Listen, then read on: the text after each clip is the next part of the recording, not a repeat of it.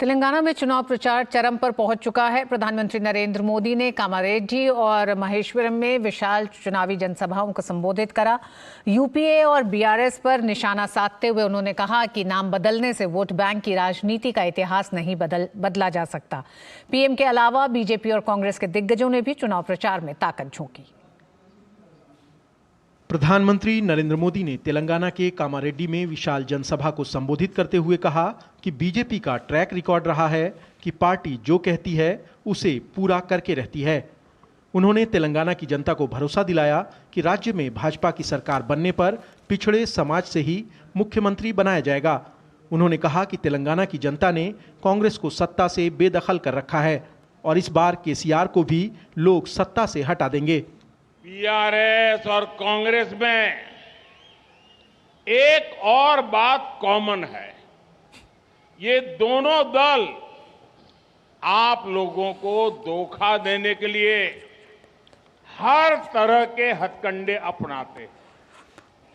कभी अचानक से टीआरएस को बीआरएस बना दिया जाता है। इसी साल यूपीए को भी इंडी अलायंस बना दिया गया है।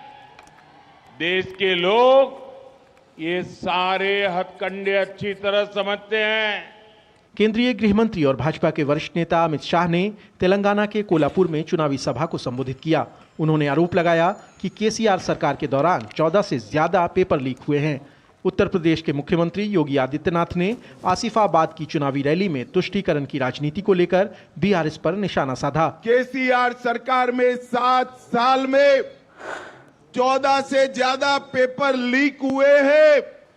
भारतीय जनता पार्टी ने तय किया है कि सारे पेपर लीक की जांच कराकर दोषियों को जेल की सलाखों के पीछे डालेंगे। तेलंगाना की बीआरएस सरकार के द्वारा मुस्लिम आरक्षण की घोषणा की जाती है।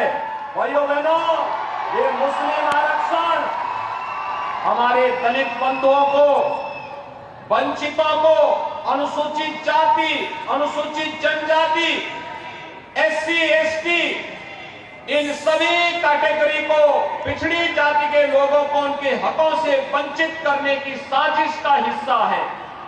कांग्रेस नेता राहुल गांधी ने निजामाबाद में चुनावी रैली को संबोधित किया। उन्होंने भ्रष्टाचार को लेकर तेलंगाना के मुख्यमंत्री के चंद्रशेखर राव पर हमला किया। सबसे ज्यादा पैसा जमीन, शराब और रेत में बनाया जाता है। ये तीनों की तीनों मंत्रालय केसीआर के परिवार के हाथ में है। केसीआर जी, अगर आप भ्रष्ट नहीं होते तो ये तीनों के तीनों मंत्रालय आपके परिवार के हाथों में नहीं होते।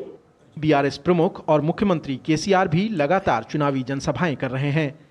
एआईएमआईएम अध्यक्ष असदुद्दीन ओवैसी भी पार्टी का प्रचार करने में जुटे हैं। तेलंगाना की 119 सीटों के लिए 30 नवंबर को वोट डाले जाएंगे। उर्मिलेश भट्ट और धीरज कुमार के साथ ब्यूरो रिपोर्ट, डीडी न्यूज।